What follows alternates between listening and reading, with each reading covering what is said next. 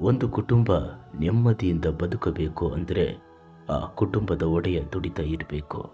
ಆದರೆ ದುಡಿಯುವ ಒಡೆಯ ಇಲ್ಲದೆ ಹೋದಾಗ ಆ ಕುಟುಂಬ ಬೀದಿಗೆ ಬರುತ್ತೆ.